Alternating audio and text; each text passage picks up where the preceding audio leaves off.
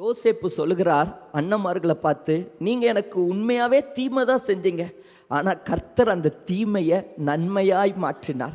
ஆதியாகமம் எழுதின புஸ்தகம் 50வது அதிகாரம் 20வது வசனத்துல யோசேப்பு அண்ணன்மார்களை பார்த்து சொல்கிறார், நீங்கள் எனக்கு தீமை செய்ய நினைத்தீர்கள், தேவனோ இப்பொழுது நடந்திருக்கிறபடியே வெகு ஜனங்களை உயிரோடே காக்கும்படிக்கு அதை நன்மையாக முடிய பண்ணினார்.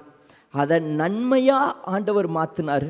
நான் மட்டும் யோசேப்புடைய நிலைமையில் இருந்தேன்னா யோசேப்புக்கு எல்லா அதிகாரமும் இருந்தது.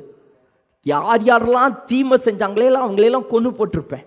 ஆனால் யோசேப்பு பாருங்க, யார் யார் தீமை செஞ்சாங்களோ அவங்களெல்லாம் கொல்லக்கூடிய அதிகாரம் இருந்தது. போத்திபாரோடைய மனைவியை கொண்டிருக்கலாம். காவலில் இருந்த 2 பேர் ஒருத்தன் மறந்துட்டான். நான் அவனை காப்பாற்றுவேன்னு வாக்கு கொடுத்தவன் யோசேப்பை மறந்துட்டான். அவனை ஏதாவது செஞ்சுருக்கலாம். குழியில் தூக்கி போட்டான். அண்ணன்மார்களை ஏதாவது செஞ்சுருக்கலாம். இஸ்மவேலருக்கு விற்கப்பட்டான். இஸ்மவேலர்களை ஏதாவது செஞ்சுருக்கலாம். எத்தனையோ காரியம். ஏன்னா எல்லா அதிகாரமும் யோசேப்பு கிட்ட இருந்தது. ஆனால் அண்ணன்மார்களை பார்த்து யோசேப்பு எந்த ஒரு தீமையும் சொல்லலை. என்னை ஏன் குழியில் தூக்கி போட்டீங்கன்னு கூட யோசேப்பு கேட்கல. நீங்கள் எனக்கு தீமை செஞ்சீங்க, ஆனால் கர்த்தர் அதை நன்மையாய் மாற்றினார். இதுதான் கர்த்தர் செய்கிறார்.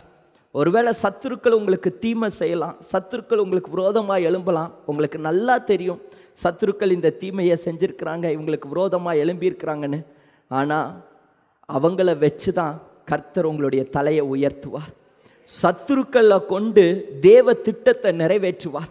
ஒரு கோலியாத்து மட்டும் வரலைன்னா சவுல் கொன்றது 1000, தாவீது கொன்றது 10000ன்னு பாட்டு பாடி இருக்க மாட்டாங்க. கோலியாத்து வந்ததுனால தான் தாவீதினுடைய தலை உயர்த்தப்பட்டது.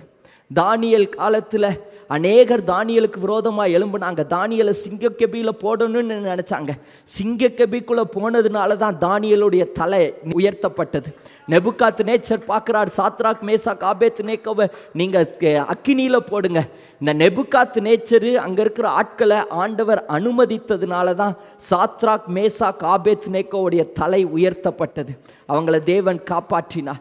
அநேக நேரத்தில் சத்துருக்களை வச்சு உங்களுடைய லட்சியத்துக்கு தேவ திட்டத்தை தேவன் நிறைவேற்றுவார். நீங்கள் முயற்சி செய்யும் போது அது ரொம்ப கஷ்டமாக இருக்கும். ஆனால் சத்ருவை கொண்டு வருவார், எல்லாத்தையும் ஈஸியாக மாற்றிடுவார்.